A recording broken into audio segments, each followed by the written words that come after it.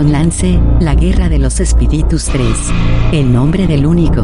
Audiolibro editado por Juan Pablo Flores Montaño. Para El amo del calabozo. 2021.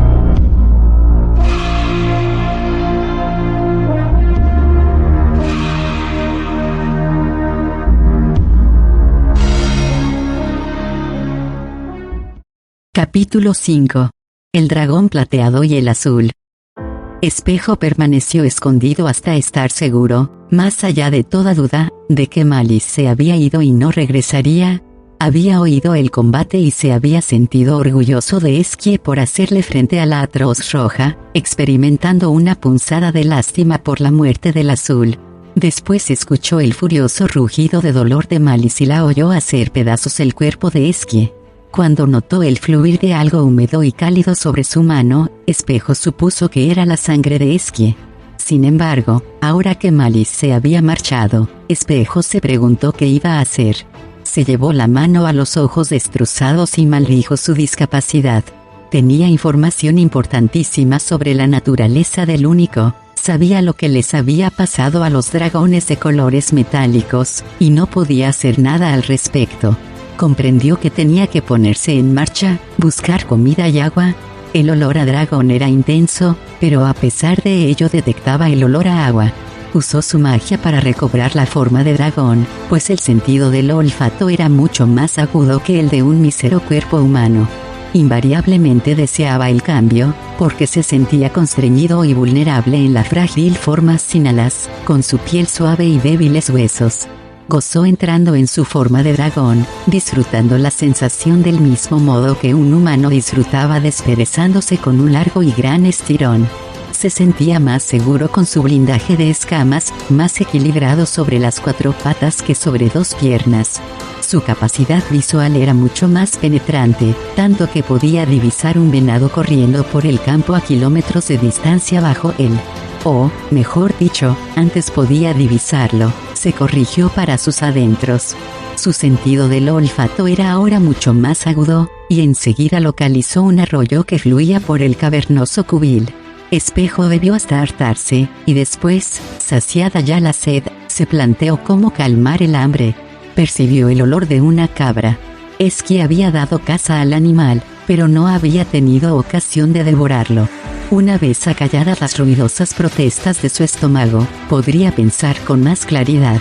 Confiaba en no tener que regresar a la cámara principal, donde yacían los restos de Esquie, pero sus sentidos le decían que la carne de cabra que buscaba se encontraba allí. El suelo estaba húmedo y resbaladizo. El intenso olor a sangre y muerte impregnaba el aire. Tal vez fue eso lo que negó los sentidos de Espejo, o quizá fue el hambre lo que le hizo actuar con descuido. Fuera cual fuese la razón, sufrió un terrible sobresalto al oír una voz, seria y fría, resonando en la cámara. Al principio pensé que eras el responsable de esto, dijo el dragón, hablando en el lenguaje de los reptiles, pero me doy cuenta de que estaba equivocado. Tú no habrías podido acabar con el poderoso Esquie. Ni siquiera puedes moverte por la caverna sin tropezar con todo.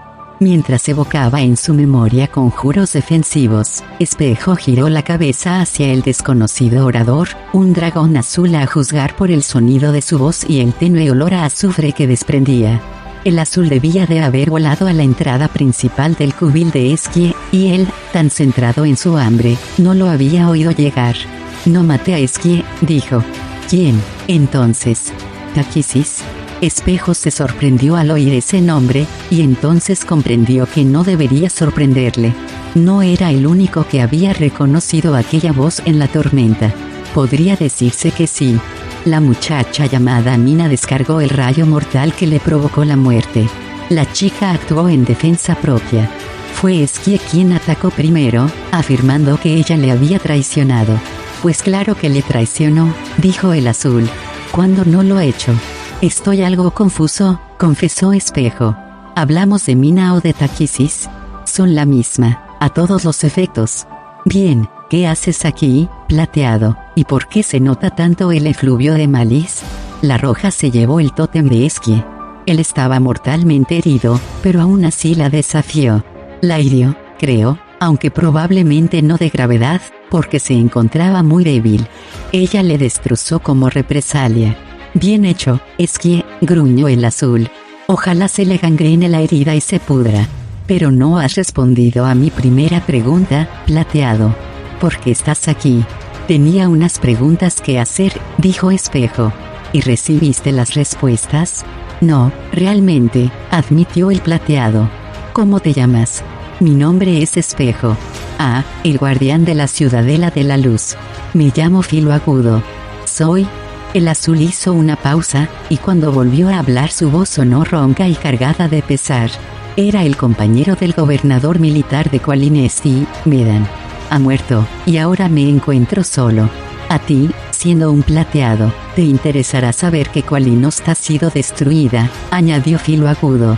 Los elfos llaman Lago de la Muerte al lugar donde antes se alzaba la capital. Es todo lo que queda de la otrora hermosa ciudad. ¿No lo creo?, dijo Espejo, desconfiado, receloso. Pues créetelo, replicó el azul con aire taciturno. Contemplé su destrucción con mis propios ojos.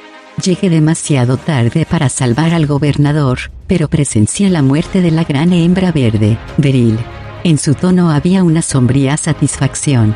Me interesaría escuchar lo ocurrido, dijo Espejo. Imagino que sí, rió el azul. Los Qualinestis estaban advertidos de su llegada y la esperaban apostados en los tejados. Dispararon miles de flechas, y atada al astil de cada proyectil había una cuerda que alguien había reforzado con magia. Los elfos creyeron, por supuesto, que era su magia, pero se equivocaban. ¿Era la de ella? Taquisis. Claro, así se libraba de otra rival y de los elfos al mismo tiempo. Miles de cuerdas encantadas formaron una red sobre Beryl con la que la bajaron hasta el suelo. Los elfos proyectaban matarla mientras se encontraba indefensa en tierra, pero su plan salió mal. Habían trabajado con los enanos excavando túneles en el subsuelo de la zona, ¿comprendes? Muchos elfos consiguieron escapar por esos túneles, pero, al final, fueron la perdición de Qualinost. Cuando Beryl cayó, su enorme peso provocó el derrumbe de los túneles creando una gran cima. La verde se hundió en el suelo, a gran profundidad. Las aguas del río de la Rabia Blanca se salieron de su cauce y fluyeron hacia la cima, sumergieron Qualinost y la convirtieron en un gran lago. El lago de la muerte. Beryl, muerta, musitó Espejo. Esquie, muerto. La nación de Qualinesti, destruida. Taquisis se va librando de sus enemigos, uno por uno. También de tus enemigos, Espejo, arguyó Filo Agudo. Y de los míos. Estos señores supremos, como se denominan a sí mismos, han matado a muchos de nuestra especie. Deberías alegrarte de la victoria de nuestra reina sobre ellos. Pienses lo que pienses de ella, es la diosa de nuestro mundo y lucha por nosotros. Solo lucha por ella misma, replicó Espejo, como siempre ha hecho. Todo lo ocurrido es culpa suya. Si Taquisis no hubiese escamoteado el mundo, esos señores supremos jamás nos habrían encontrado. Los que han muerto podrían estar vivos, dragones, elfos, humanos, Kenders. Los grandes dragones los asesinaron, pero la propia Taquisis es la responsable en última instancia de esas muertes, ya que nos trajo aquí. Robó el mundo, repitió Filo Agudo mientras sus garras arañaban la roca del suelo y sacudía la cola adelante y atrás sin dejar de mover las alas. Así que fue eso lo que hizo. Según Esquie, sí. Me lo contó él. ¿Y por qué iba a contártelo a ti, Espejo?, inquirió el azul con sorna. Porque intenté salvarle la vida. Él, un dragón azul, tu más enconado enemigo, y dices que intentaste salvarle la vida. Se mofó Filo Agudo.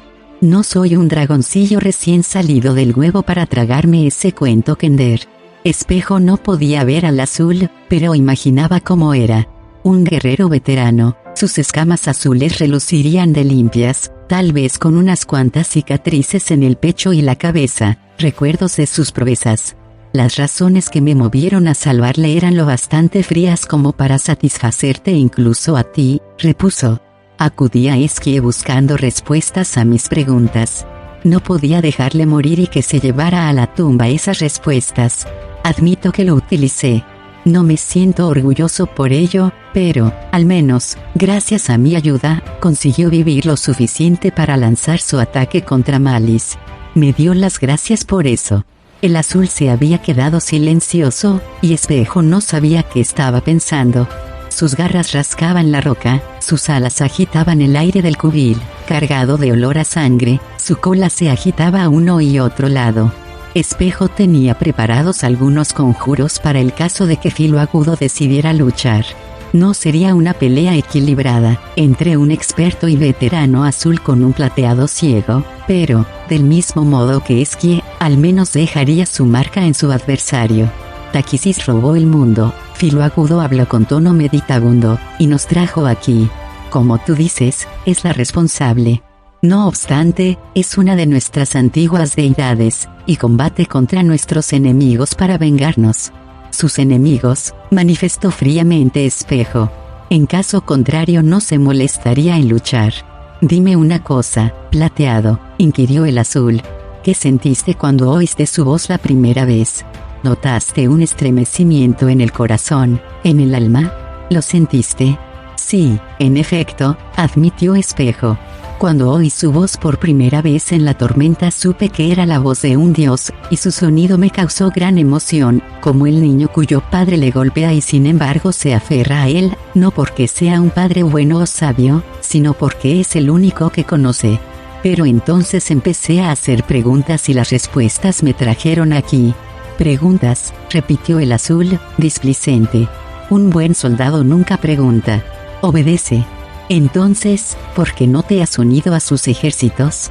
Demandó Espejo. Porque has venido al cubil de Esquie, sino para hacerle preguntas. Filo Agudo no contestó. Estaría rumiando dándole vueltas y vueltas a las cosas o planeaba atacarle. Espejo lo ignoraba, y de repente se sintió hastiado de la conversación. Hastiado y hambriento. Al pensar en la comida se reanudaron los ruidos de su estómago. Si vamos a luchar, dijo, pido que lo hagamos después de que haya comido. Estoy famélico, y, a menos que me equivoque, olfateo carne de cabra en el cubil. No voy a luchar contigo, manifestó Filo Agudo con impaciencia. ¿Qué honor hay en combatir contra un adversario ciego? La cabra que buscas está a tu izquierda, a unos 2 pasos de distancia. El cráneo de mi compañera está en uno de esos tótem. Quizás si no nos hubiesen traído aquí aún viviría. Aún así, añadió, taciturno, mientras agitaba la cola, Taquisis es mi diosa.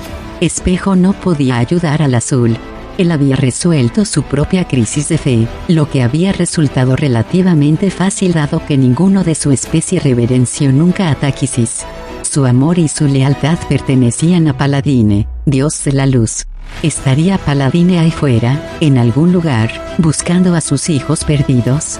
Tras la tormenta, los dragones de colores metálicos partieron en busca de los dioses, o eso había dicho Esquie. No debían de haber tenido éxito en su empresa, ya que Taquisis seguía sin tener rivales. Con todo, pensó Espejo, Paladine aún existe. En algún lugar el dios de la luz nos está buscando. Taquisis nos rodea de oscuridad, nos oculta a su vista, y, como náufragos perdidos en el mar, hemos de hallar el modo de hacer señales a quienes registran el vasto océano que es el universo. El plateado se acomodó para dar buena cuenta de la cabra. No ofreció compartirla. El azul estaría bien alimentado, ya que podía localizar a sus presas. Cuando Espejo recorría el mundo bajo forma humana, llevaba un cuenco de limosnas y vivía de las sobras. Esta era la primera carne fresca que había ingerido desde hacía mucho tiempo y tenía la intención de disfrutar del festín. Ahora tenía más o menos una idea de lo que iba a hacer si hallaba el modo de llevarla a cabo.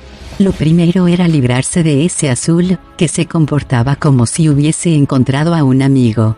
Los azules eran dragones sociables, y Filo Agudo no tenía prisa en marcharse. Se acomodó para charlar. Al principio había parecido un dragón de pocas palabras, pero ahora hablaba por los codos, como si fuera un alivio tener a alguien a quien contar lo que su corazón albergaba. Describió la muerte de su pareja, habló con pesar y orgullo del gobernador Medan, habló de un jinete de dragón, un caballero negro llamado Gerard. Espejo le escuchaba solo a medias mientras seguía dándole vueltas a su idea. Por suerte, estar comiendo le ahorraba tener que contestar algo más que un gruñido o dos. Para cuando su hambre quedó saciada, Filoagudo había vuelto a guardar silencio. Espejo oyó rebullir al otro dragón y confió en que por fin se dispusiera a partir. Pero el plateado se equivocaba. Filoagudo se limitaba a cambiar de postura para ponerse más cómodo. Pues si no puedo librarme de él, decidió, taciturno, lo utilizaré. ¿Qué sabes de los tótem de cráneos de dragones?, preguntó con cautela. Lo suficiente, gruñó el azul. Como he dicho, el cráneo de mi compañera adorna uno de ellos. ¿Por qué lo preguntas? Es que comentó algo sobre los tótem, dijo. Espejo tuvo que hacer malabares mentales para no revelar todo lo que Esquie le había contado sobre los tótem y la ausencia de los dragones de colores metálicos. Comentó algo sobre que Takisi se había apoderado de ellos, trastocándolos para su propio uso. ¿Qué significa eso? Todo es muy vago, manifestó Filoagudo. Lo siento, pero no dijo nada más, y parecía medio loco cuando se refirió a ello. Es posible que estuviera delirando.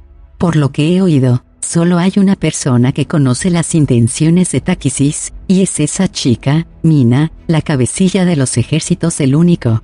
He hablado con muchos dragones que se han unido a ella, y cuentan que la tal Mina es la elegida bien amada de Takisi y que tiene la bendición de la diosa. Si hay alguien que conozca el misterio de los tótem, será Mina.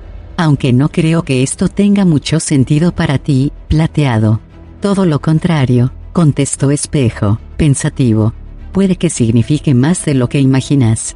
Conocí a Mina de pequeña. Filoagudo resopló, escéptico. Soy el guardián de la ciudadela, ¿recuerdas?, dijo Espejo. Se la acogió como una huérfana y se crió allí. La conozco.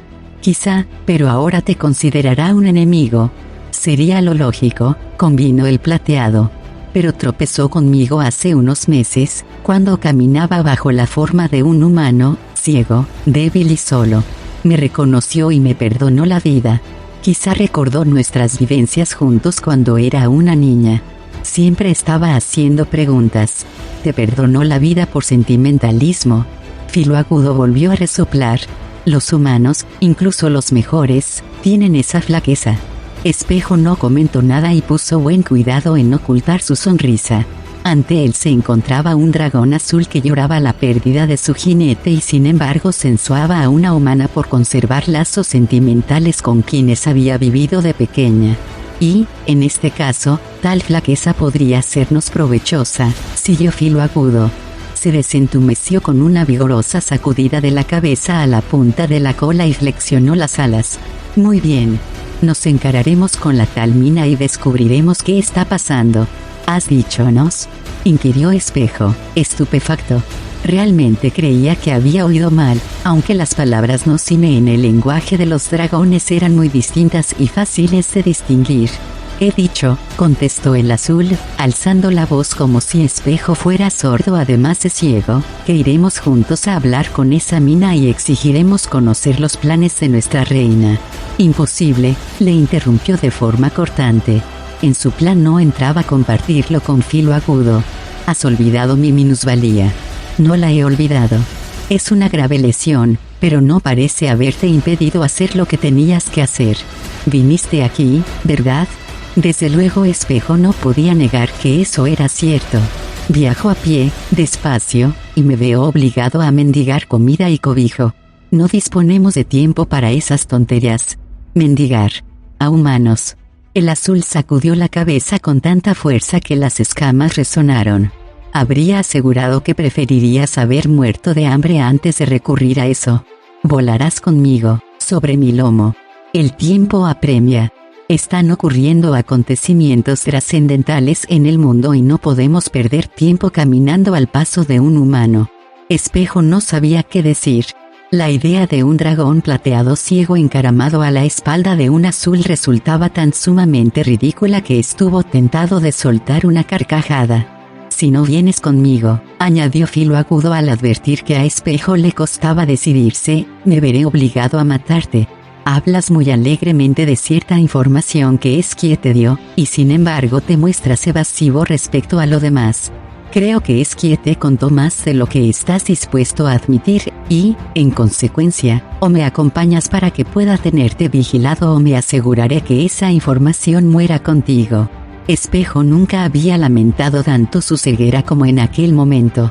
Suponía que lo noble por su parte sería desafiar al azul y morir en un combate breve y brutal. Tal muerte sería honorable, pero no muy inteligente. Que él supiera, era uno de los dos únicos seres de Kryn que conocían la partida de sus congéneres dorados y plateados, que habían alzado el vuelo en las alas de la magia para hallar a los dioses, y que habían acabado atrapados y cautivos del único. Mina era la otra persona que lo sabía, y aunque Espejo dudaba mucho que la chica le contara nada, nunca tendría la certeza hasta que hubiera hablado con ella. No me dejas mucho donde elegir, dijo. Es exactamente mi propósito, replicó Filo Agudo en un tono meramente práctico, en absoluto petulante. Espejo cambió de forma, abandonando su cuerpo de dragón fuerte y poderoso para adoptar la débil y frágil figura de un humano. Asumió el aspecto de un joven con cabello plateado, vestido con la blanca túnica de un místico de la ciudadela. Sus ojos, espantosamente heridos, iban cubiertos con un paño negro. Avanzó lentamente, tanteando con las manos y con pasos inseguros. Al arrastrar los pies tropezaba con todas las piedras que había en el suelo del cubil. Resbaló con la sangre de Esquie y cayó de rodillas, haciéndose un corte en la débil carne. Espejo dio gracias porque al menos no tenía que ver la expresión de lástima de Filo Agudo. El azul era un guerrero, y no se burló a costa del plateado. Incluso guió sus pasos sosteniéndolo con una firme garra y ayudándolo a encaramarse a su ancho lomo. El hedor a muerte era muy intenso en el cubil donde yacía el cadáver maltrecho de Esquie, y tanto el azul como el plateado se alegraron de abandonar aquel lugar. Al borde de la cornisa de la caverna, Filo Agudo inhaló una bocanada de aire fresco, extendió las alas y remontó el vuelo. Espejo se asió con fuerza a la crin del azul y apretó las piernas contra sus flancos. «Agárrate», advirtió Filo Agudo mientras trazaba un amplio arco y ascendía más y más en el aire. Espejo adivinó lo que se proponía hacer el azul y se agarró con todas sus fuerzas. Sintió que Filo Agudo inhalaba profundamente hasta llenarse los pulmones, y luego cómo exhalaba el aire. Olió a azufre y escuchó el siseo y el chisporroteo del rayo. Se produjo un estampido, seguido por el ruido de rocas partiéndose y el estruendo de toneladas de piedra cayendo por la escarpada cara del risco en medio del trueno. Filo Agudo lanzó un segundo rayo, y en esta ocasión Espejo tuvo la impresión de que la montaña entera se derrumbaba. Así parte que Yendros, conocido como Esquie, entonó el azul. Fue un guerrero valiente y leal a su jinete, como su jinete le fue leal a él. Ojalá se diga lo mismo de todos nosotros cuando nos llegue la hora de abandonar este mundo. Cumplido su deber para con el muerto, Filo Agudo hizo un último saludo con sus alas y después giró y enfiló hacia otra dirección. Por el cálido roce del sol en su nuca, Espejo dedujo que volaban hacia el este. Se agarró bien a la crin de Filo Agudo y sintió el fuerte soplo del viento en su cara. Imaginó los árboles, rojos y dorados con la proximidad del otoño, como gemas engastadas en el verde terciopelo de las praderas. Vio mentalmente las montañas gris purpúreas, coronadas por las primeras nieves estacionales. Lejos, allá abajo, los lagos azules y los sinuosos ríos con el borrón dorado de un pueblo con la cosecha del trigo otoñal, o la mancha gris de una alquería rodeada de los campos de labranza. ¿Por qué lloras, plateado?, inquirió Filo Agudo. Espejo no respondió, y el azul, tras pensar un momento, no repitió la pregunta. Capítulo 6. La pétrea fortaleza de la mente. La elfa salvaje conocida como la Leona observaba a su esposo con creciente preocupación. Habían pasado 2 semanas desde que supieron la terrible noticia de la muerte de la reina madre y la destrucción de Kholinost, la capital elfa. Desde aquel momento, Gildas, el joven rey de Qualinesti, apenas había hablado con nadie, ni con ella ni con Planchet ni con los miembros de su escolta. Dormía solo, envuelto en su manta y apartándose de ella cuando intentaba ofrecerle el consuelo de su presencia. Lo poco que comía, lo hacía a solas también, y parecía que la carne se le iba consumiendo, dejándolo en los huesos. E igualmente cabalgaba solo, rumiando sus tristes pensamientos. Su pálido semblante mostraba un gesto severo, en tensión. No lloraba. No había derramado lágrimas desde la noche en que les dieron las horribles nuevas. Cuando hablaba, era solo para plantear una única pregunta: ¿cuánto faltaba para llegar al lugar de encuentro?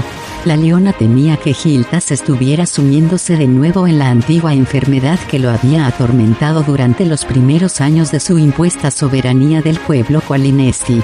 Rey solo de nombre y prisionero de las circunstancias, había caído en una profunda depresión que lo dejó apático e indiferente.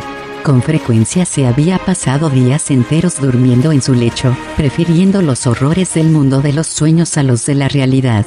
Había superado la postración, luchando a brazo partido para salir de las negras aguas en las que casi se había ahogado.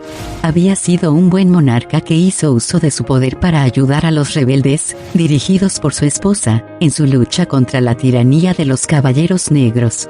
Sin embargo, todo cuanto había logrado parecía haberse perdido ahora, con la noticia de la muerte de su amada madre y la destrucción de la capital elfa. Planchet temía lo mismo. Como guardia personal y ayuda de cámara de su majestad, había sido responsable, junto con la leona, de hacer que Gildas saliera de su mundo de pesadillas y volviera con quienes lo amaban y necesitaban.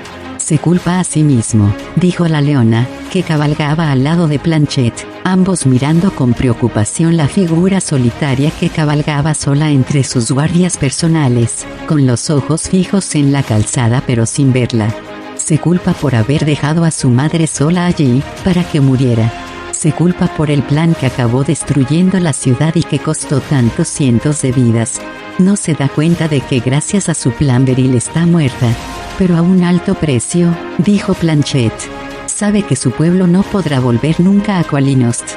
Beryl habrá muerto, pero sus ejércitos no han sido destruidos. Cierto, se perdieron muchos de sus soldados, pero según los informes, los que quedan siguen incendiando y saqueando nuestro hermoso país. Lo que arde puede reconstruirse. Lo que se destruye puede reedificarse. Los Silvanestis regresaron a sus hogares para combatir la pesadilla, adujo la elfa. Recuperaron su patria. Nosotros podemos hacer lo mismo. No estoy seguro, argumentó Planchet, sin quitar los ojos de su rey. Los Silvanestis lucharon contra la pesadilla, pero mira dónde los ha conducido, a un miedo aún más acentuado por el mundo exterior y a un intento de aislarse tras su escudo. Los Qualinestis tienen más sentido común, insistió la leona. Planchet sacudió la cabeza. No quería discutir con ella, de modo que dejó el tema. Recorrieron varios kilómetros en silencio, y entonces Planchet comentó en voz queda: «¿Sabes lo que le ocurre realmente a Gildas, verdad?» «Creo que sí», contestó ella al cabo de unos segundos. «Se culpa a sí mismo por no encontrarse entre los que han muerto», musitó Planchet. Con los ojos húmedos de lágrimas, la leona asintió. Por mucho que odiara su vida ahora, Gildas tenía que vivir. No por él, sino por su pueblo. Últimamente había empezado a preguntarse si esa razón era suficiente para seguir soportando tanto dolor. No veía esperanza para nadie en ningún lugar de este mundo. Solo un fino hilo lo mantenía unido a la vida, la promesa que le había hecho a su madre. Le había jurado a Laurana que conduciría a los refugiados, a los que habían logrado escapar de Qualinesti y estaban esperándole al borde de las praderas de arena. La promesa hecha a un muerto había que cumplirla. Con todo, no pasaba ningún río sin que Gildas lo mirara e imaginara la paz que hallaría al cerrarse las aguas sobre su cabeza. El rey sabía que su esposa sufría por él, que la preocupaba. Sabía o sospechaba que se sentía herida por haberse apartado de ella, por haberse retirado tras los muros pétreos de la fortaleza donde se escondía del mundo. Le habría gustado abrir las puertas y dejarla entrar, pero hacerlo requería un esfuerzo. Tendría que abandonar el rincón donde se había resguardado, salir a la luz del sol, cruzar el patio de los recuerdos, correr el cerrojo de la puerta para dar paso a su compasión, una compasión que no merecía. No lo soportaba. Aún no. Nunca, quizá. Hilda se culpaba. Su plan había resultado desastroso, había acarreado la destrucción de Khalinost y sus defensores. Había causado la muerte de su madre. Rehuía a los refugiados porque le considerarían un asesino, y con razón. Le tendrían por cobarde, y con razón. Había huido dejando atrás a su pueblo para que muriera. Quizá le acusaran de haber planeado deliberadamente la caída de Khalinosti. Era en parte humano, después de todo. En su depresión, nada era lo bastante atroz o absurdo para no creerlo. Jugó con la idea de enviar un intermediario para evitar un cara a cara con los refugiados. Muy propio del cobarde que eres, se increpó con desprecio. Rehuye esa responsabilidad como has hecho con otras. Daría la cara. Afrontaría su ira y su dolor en silencio, como era su obligación. Renunciaría al trono, dejaría todo en manos del Senado, que podría elegir a otro dirigente. Y él regresaría al lago de la muerte, donde yacían los cuerpos de su madre y de sus súbditos, y el dolor acabaría. Tales eran los sombríos pensamientos del joven monarca elfo mientras cabalgaba, día tras día, aislado de todos. Miraba fijamente al frente, hacia un único destino, el lugar de reunión con los refugiados de Khalinost, aquellos que habían escapado, merced al valiente esfuerzo de los enanos de Thorbardin, por los túneles que estos habían excavado a gran profundidad bajo el suelo elfo. Allí donde haría lo que tenía que hacer. Cumpliría su promesa y después sería libre de marcharse, para siempre. Sumido en estas reflexiones, oyó la voz de su esposa pronunciando su nombre. La leona tenía dos voces, una, la de amante esposa, como él la calificaba, y la otra, la del comandante militar. La cambiaba de manera inconsciente, y no había reparado en la diferencia hasta que Hilda se lo hizo notar tiempo atrás. La voz de la esposa era suave y cariñosa. La del comandante podía cortar retoños de árboles, o eso afirmaba él para hacerla rabiar. Cerraba los oídos a la suave y cariñosa voz de la esposa porque no se creía merecedor de su amor, ni del de nadie. Pero era rey, y no podía cerrarlos a la voz del comandante militar. Por el tono supo que traía malas noticias. Sí, ¿qué ocurre?, preguntó mientras se volvía a mirarla y se preparaba para lo que fuera. He recibido un informe. Varios informes. La leona hizo una pausa y respiró hondo. La aterraba tener que decirle aquello, pero no tenía opción. Era el rey. Los ejércitos de Beril, que creíamos destruidos y desperdigados, han vuelto a reagruparse. No parecía posible, pero aparentemente tienen un nuevo cabecilla, un hombre llamado Samuel. Es un caballero negro, y sigue a una nueva señora de la noche, una muchacha humana llamada Mina. Hildas miró a su esposa en silencio. Una parte de él escuchaba, entendía y asimilaba la información. Otra parte se arrastró más aún hacia el oscuro rincón de su celda. El tal Samuel afirma que sirve a un dios conocido como el Único. El mensaje que lleva a sus soldados es que el Único ha arrebatado Khalinosti a los elfos y se propone devolvérselo a los humanos, a quienes pertenece ese territorio por derecho.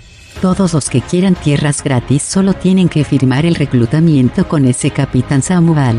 Su ejército es inmenso, como puedes imaginar. Todos los marginados y tarambanas de la raza humana están más que ansiosos de reclamar una parte de nuestra bella nación. Están en marcha, Hildas, concluyó la leona. Van bien armados y aprovisionados, y avanzan rápidamente para tomar y asegurar Khalinosti. No disponemos de mucho tiempo. Hemos de advertir a los nuestros. ¿Y después, qué?, preguntó. La leona no reconoció su voz. Sonaba apagada, como si estuviera hablando tras una puerta cerrada. Seguimos nuestro plan original, dijo ella. Marchamos por las praderas de arena hasta Silvanesti, solo que tendremos que movernos más deprisa de lo previsto. Enviaré una avanzadilla de jinetes para poner sobre aviso a los refugiados. No, objetó Hildas. He de ser yo quien se lo comunique. Cabalgaré día y noche si es preciso. Esposo. La leona cambió la voz a la de amante esposa, suave, cariñosa. Tu salud. Él le lanzó una mirada que acalló sus palabras y después dio media vuelta y espoleó su caballo. Su repentina partida cogió por sorpresa a los elfos de su guardia personal, que tuvieron que lanzar los caballos a galope tendido para alcanzarlo. Con un profundo suspiro, la leona lo siguió. El lugar que Gildas había elegido para la reunión de los refugiados elfos se encontraba en la costa del Nuevo Mar, lo bastante cerca de Thorvardin para que los enanos pudieran acudir en defensa de los refugiados si los atacaban, pero no tanto como para ponerles nerviosos. Por lógica, los enanos sabían que a los elfos, amantes del bosque, nunca se les ocurriría vivir en la poderosa fortaleza subterránea de Thorvardin, pero en su fuero interno estaban convencidos de que todos los habitantes de Ansalon envidiaban en secreto su plaza fuerte y reclamarían Thorvardin para ellos si pudieran. Los elfos también habían tenido cuidado de no atraer la ira de la gran negra Onisablet, que dominaba lo que antaño era la Nueva Costa y que ahora se conocía como Nueva Ciénaga, porque el reptil había utilizado su repulsiva magia para cambiar el entorno y convertirlo en un peligroso pantanal. Para no viajar a través de su territorio, Gildas iba a intentar cruzar las praderas de arena. Era una vasta tierra de nadie, habitada por tribus de bárbaros que vivían en el desierto y que evitaban a la gente, sin interesarles nada del mundo fuera de sus fronteras, un mundo que, a su vez, tenía poco o ningún interés en ellos. Lentamente, a lo largo de varias semanas, los refugiados habían marchado trabajosamente hacia el lugar de reunión. Algunos viajaban en grupo por los túneles construidos por los enanos y sus gigantescos gusanos devoradores de tierra. Otros iban solos o en pareja, huyendo por los bosques con la ayuda de los rebeldes de la leona. Atrás dejaban hogares, posesiones, granjas, cosechas, arboledas frondosas y fragantes jardines, la hermosa ciudad de Qualinost, con su resplandeciente torre del sol. Los elfos estaban convencidos de que podrían regresar a su amada tierra, que había sido suya siempre, o eso les parecía. Si retrocedían en la historia, no encontraban un tiempo en que no les hubiera pertenecido. Aún después de que los reinos elfos se separaran al término de la amarga guerra de Kingslayer, instaurando dos grandes naciones elfas, Qualinesti y Silvanesti, los Qualinesti siguieron gobernando y habitando la tierra que ya era suya. Este desarraigo era temporal. Muchos recordaban aún cuando se vieron obligados a huir de su patria durante la Guerra de la Lanza. Habían sobrevivido a aquello y habían regresado para hacer sus hogares más fuertes que antes. Ejércitos humanos y dragones llegarían y pasarían, pero la nación Qualinesti permanecería. El humo asfixiante de los incendios no tardaría en desvanecerse. Los verdes brotes asomarían emergiendo de la negra ceniza. Reconstruirían, replantarían. Ya lo habían hecho antes y volverían a hacerlo. Tan convencidos estaban de esto, era tal la confianza que tenían en los defensores de su hermosa Qualinost, que la atmósfera reinante en el campamento de refugiados, sombría al principio, se había tornado casi alegre. Había muertos a los que llorar, cierto, ya que Beril había disfrutado matando a los elfos sorprendidos en campo abierto. Algunos de los refugiados habían sido víctimas del dragón. Otros habían sufrido el ataque de humanos que saqueaban y destrozaban todo a su paso, o los habían golpeado y torturado los caballeros de Neraka. Pero el número de muertos era sorprendentemente bajo considerando que se habían enfrentado a la destrucción y la aniquilación. Merced al plan de su joven monarca y de la ayuda de la nación enana, los Qualinestis habían sobrevivido. Empezaron a mirar al futuro, y ese futuro estaba en Qualinesti. No podían imaginarlo en ningún otro sitio. Los sensatos entre los elfos siguieron preocupados ya que veían ciertas señales de que no todo iba bien, porque no habían tenido noticias de los defensores de Qualinost. En la ciudad había montaraces, listos para dirigirse rápidamente al campamento de refugiados. A esas alturas tendrían que haber llegado con noticias, fueran buenas o malas. El hecho de que no hubieran aparecido era muy inquietante para algunos, si bien a otros no les preocupaba. Que no haya noticias es una buena noticia, a decir de los humanos, o que no haya explosión es un paso positivo, como dirían los gnomos. Los elfos instalaron las tiendas en las playas del Nuevo Mar.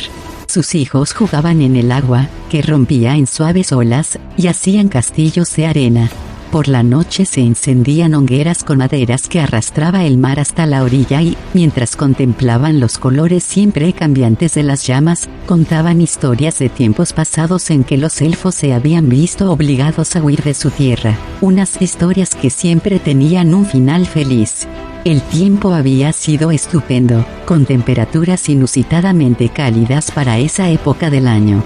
El mar tenía el intenso color azul oscuro que solo se veía en los meses otoñales y que presagiaba la llegada de las tormentas invernales. Los árboles se encontraban cargados de frutos, y había comida de sobra. Los refugiados encontraron agua fresca para beber y bañarse. Los soldados montaban guardia día y noche, mientras que soldados enanos vigilaban desde los bosques, ojo avisor a la posible aparición de ejércitos invasores y también a los elfos. Los refugiados esperaban que Gildas llegara para decirles que se había derrotado al dragón y que podían regresar a casa. Señor, dijo uno de sus guardias personales, que avanzó hasta poner su caballo a la altura del de Gildas. Me pedisteis que os avisara cuando nos encontrásemos a pocas horas del campamento de refugiados. El lugar de acampada se halla allí, señaló, detrás de esas estribaciones. Entonces nos detendremos aquí, anunció Gildas mientras tiraba de las riendas.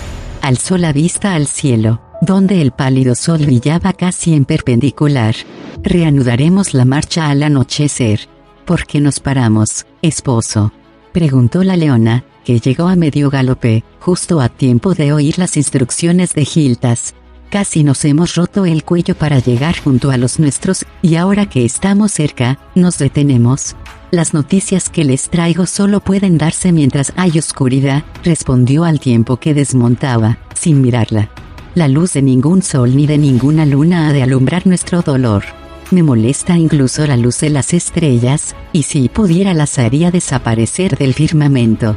Gildas, empezó ella, pero el rey esquivó su rostro y se alejó, desapareciendo en la maleza. A una señal de la leona, su guardia lo siguió a una distancia discreta pero lo bastante cerca para protegerlo. Le estoy perdiendo, Planchet, dijo la elfa con la voz preñada de dolor y tristeza, y no sé qué hacer, cómo recuperarlo. Seguir amándolo, aconsejó Planchet. Es lo único que puedes hacer. El resto ha de hacerlo él. Gildas y su séquito entraron en el campamento de refugiados a primeras horas de la noche. En la playa ardían hogueras. Los niños eran sombras danzantes entre las llamas. Para ellos, aquello era una fiesta, una gran aventura. Las noches pasadas en los oscuros túneles, con los enanos de voces gruñonas y aspecto atemorizador, habían pasado a ser recuerdos lejanos. Las clases de la escuela se habían suspendido y les habían dispensado de sus tareas diarias. Gildas los observó mientras danzaban y pensó en lo que tenía que comunicarles. La fiesta terminaría esa noche. Por la mañana empezarían una lucha amarga, una lucha por conservar la vida. ¿Cuántos de esos niños que ahora bailaban tan alegres alrededor del fuego morirían en el desierto, sucumbiendo al calor y a la falta de agua, o cayendo presa de las malignas criaturas que se decía deambulaban libremente por las praderas de arena? ¿Cuántos más de sus súbditos perecerían? ¿Sobrevivirían siquiera como raza, o a este éxodo se lo conocería como el último de los Coalinestis? Entró a pie en el campamento, sin fanfarria. Quienes lo vieron pasar se sobresaltaron al ver a su rey, pero no todos. Gildas estaba tan cambiado que muchos no lo reconocieron. Delgado y adusto, demacrado y pálido, Gildas había perdido casi todo rastro de su ascendencia humana. Su delicada estructura ósea de elfo resultaba más visible, más acusada. Era, susurraron algunos con sobrecogimiento, la viva imagen de los grandes reyes elfos de la antigüedad, Silvanos y Kit Hanan. Atravesó el campamento en dirección al centro, donde ardía la gran hoguera. Su séquito se quedó atrás, obedeciendo una orden de la leona. Lo que Gildas tenía que decirle a su pueblo debía decirlo él solo. Al reparar en su semblante, los elfos interrumpieron sus risas, cesaron sus relatos, dejaron de bailar e hicieron callar a los niños. A medida que se propagaba la noticia de que el rey se encontraba con ellos, solo y silencioso, los elfos se agruparon a su alrededor. Los miembros del Senado se acercaron presurosos a recibirlo, rezongando entre dientes, irritados porque les hubiese privado de la oportunidad de recibirlo con la ceremonia debida.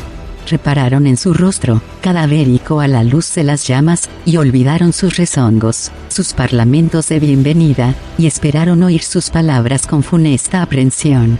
Con la música de fondo de las olas, que llegaban una tras otra, persiguiéndose hasta la orilla y retrocediendo, Gildas descontó la caída de Qualinost. Lo hizo sin tapujos, serena y desapasionadamente. Habló de la muerte de su madre. Habló del heroísmo de los defensores de la ciudad.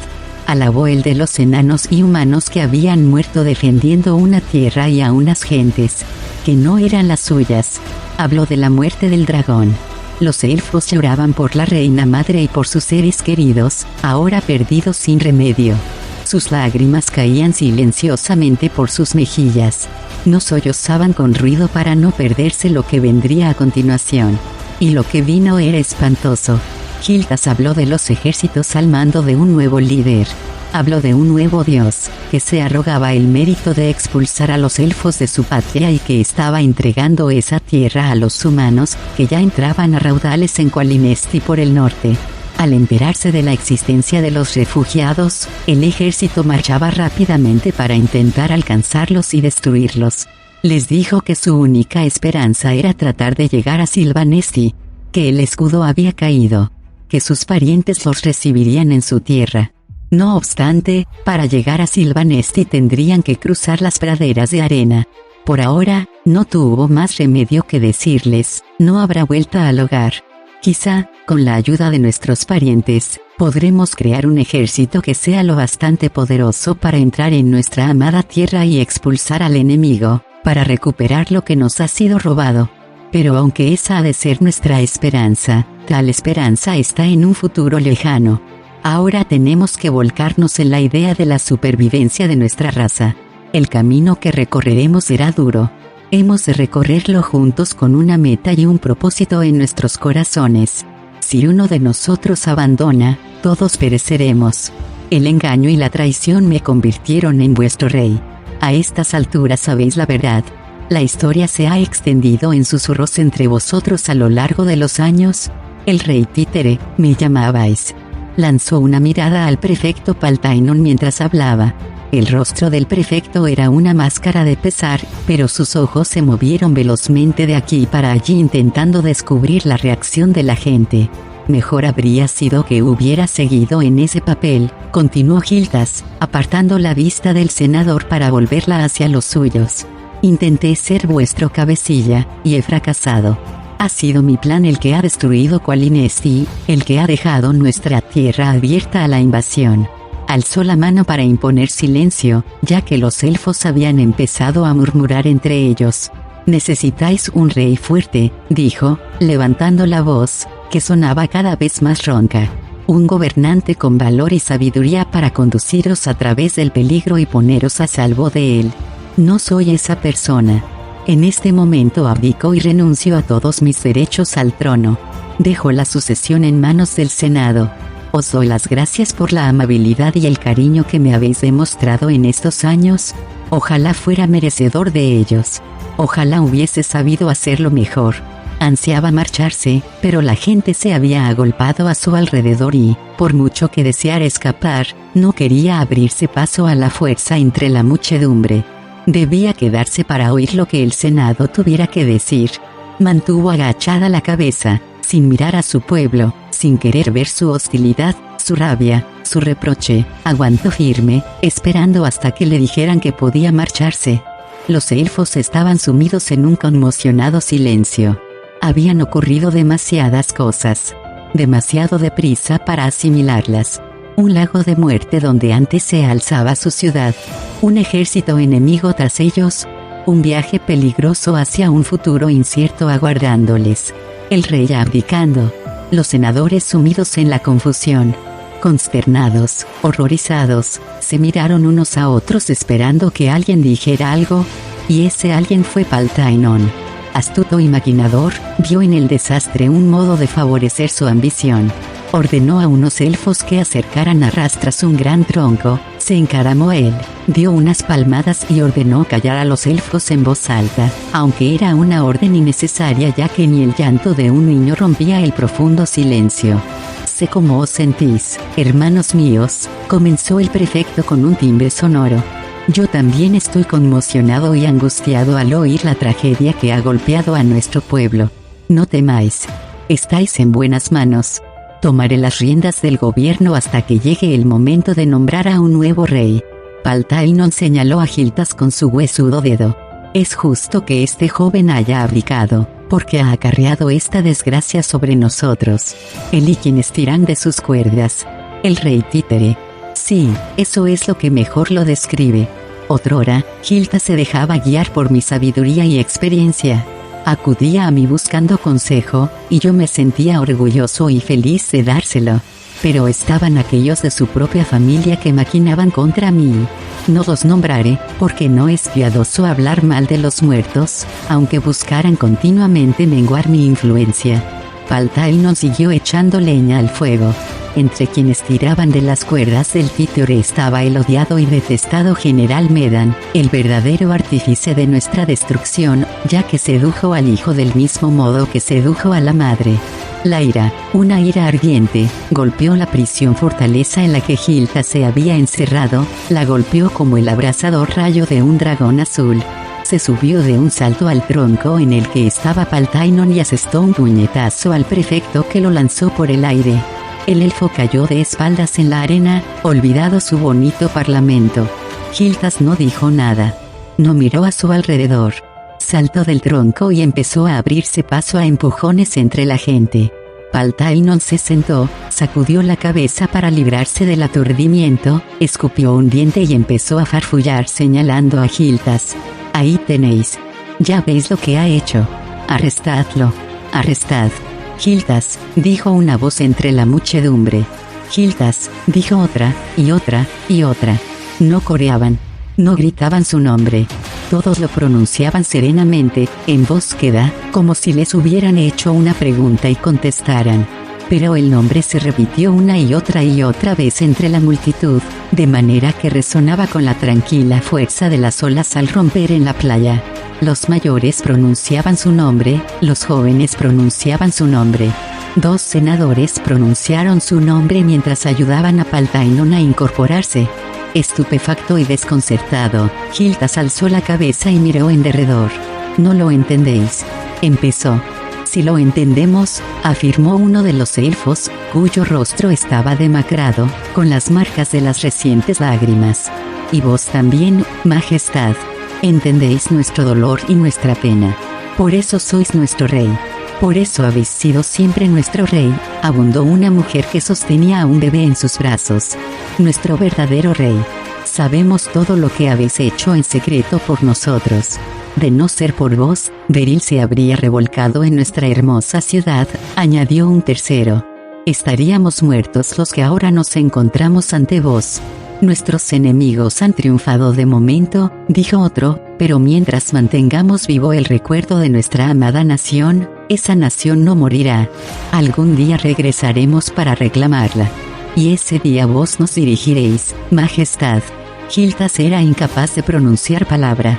Miró a los suyos, que compartían su pérdida, y se sintió avergonzado, escarmentado y humilde. No se consideraba merecedor de su estima ni del buen concepto en que le tenían, todavía no. Pero lo intentaría.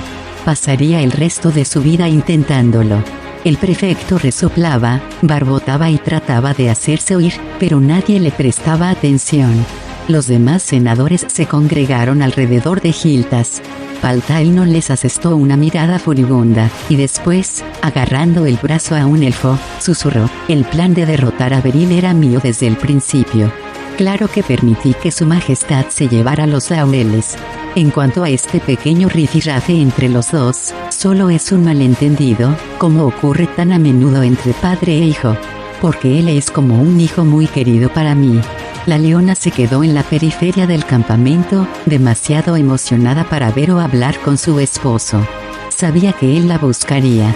tendida ya en el camastro que había dispuesto para los dos, al borde del agua, cerca del mar, escuchó sus pisadas en la arena, sintió su mano acariciándole la mejilla. Lo rodeó con un brazo y lo atrajo hacia sí.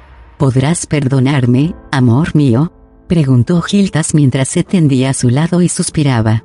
¿No es esa la definición de lo que es ser una esposa?, le preguntó, sonriente. Gildas no contestó. Tenía los ojos cerrados. Se había quedado profundamente dormido. La leona lo arropó con la manta, apoyó la cabeza en su pecho y escuchó los latidos de su corazón hasta que también se durmió. El sol saldría pronto, y lo haría con un color rojo como la sangre.